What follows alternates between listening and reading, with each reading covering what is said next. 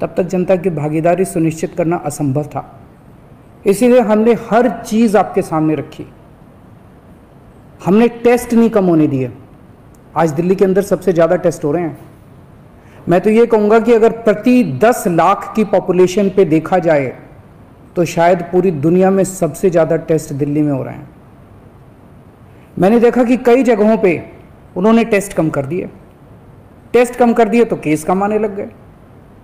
इस तरह से तथ्यों के साथ कई जगह हेरफेर करने की कोशिश की गई।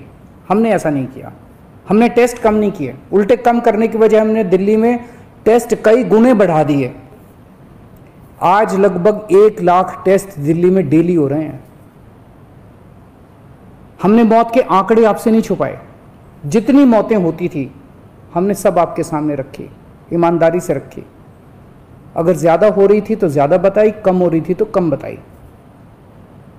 कितने बेड्स हैं, कितने आईसीयू बेड्स हैं, क्या परिस्थितियां हैं, हर चीज़ आपके सामने ईमानदारी के साथ रखी। और इसी वजह से जब भी हमने कड़े निर्णय लिए हमें आपका पूरा सहयोग मिला, दिल्ली की जनता का पूरा सहयोग मिला। मैं हमेशा कहता हूं कि हमारी दिल्ली एक परिवार है। दिल्ली के 2 करोड़ लोग एक परिवार हैं। और जब परिवार में कोई आपदा आती है तो सारे परिवार के लोग मिलकर उसका सामना करते हैं। अब भी हम सभी मिलकर इसका सामना करेंगे। पहले भी जीत हुई थी, अब भी जीत होगी। आज दिल्ली में क्या परिस्थिति है?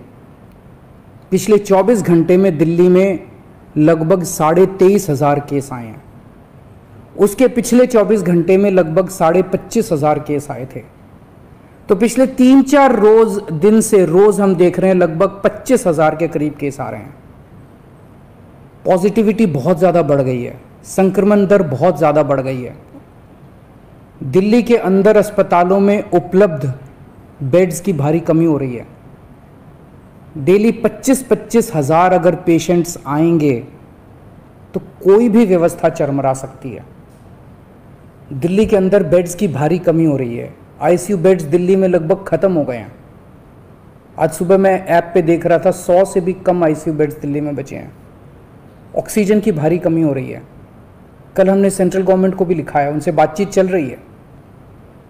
परसों रात को एक हादसा होते होते बचा। एक प्राइवेट हॉस्पिटल ने हमें बताया कि परसों रात को 3 बजे के करीब उनके अस्पताल की ऑक्सीजन लगभग ख़त्म हो गई। वो बोले जी हम तो बहुत बुरी तरह से डर गए, बहुत बड़ा हादसा हो सकता था। इधर उधर हाथ पैर मार के किसी तरह से उन्होंने कहीं से ऑक्सीजन का इंतजाम किया। दवाइयों की कमी हो रही है, रेमडेसिविर दवाई की खासकर काफ़ी कमी हो रही है। ये सारे तथ्य मैंने आपको डराने के लिए नहीं बताए।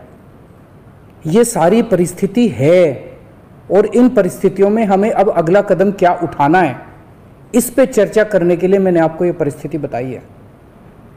तो दिल्ली के अंदर कोरोना की परिस्थिति काफ़ी गंभीर है। अभी तक हमने दिल्ली के अंदर हेल्थ सिस्टम को बड़े अच्छे तरीके से मैनेज किया। दिल्ली में 4थी वेव आई है। पहली वेव पिछले साल जून में आई थी जिसमें 4,500 के करीब केस आए थे। दूसरी वेव आई फिर सितंबर में, फिर तीसरी वेव आई जिसमें 8,500 के करीब केस आए थे।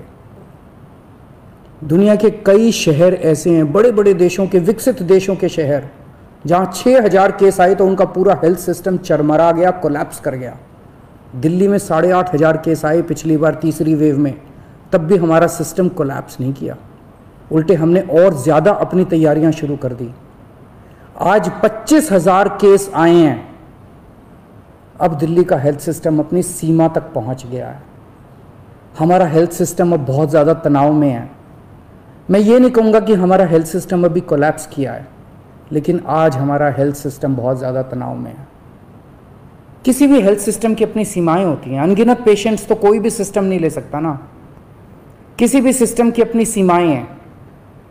पिछले 5 साल में आपकी सरकार ने दिल्ली में बहुत बड़े स्तर पे स्वास्थ्य के क्षेत्र में काम किया है। खूब नए हॉस्पिटल खोले हैं, मोहल्ला क्लिनिक, पॉली क्लिनिक बनाए हैं। बहुत बड़े स्तर के ऊपर स्वास्थ्य के क्षेत्र में काम हुआ है। यही कारण है कि आज 25,000 केस के ऊपर भी दिल्ली का सिस्टम चल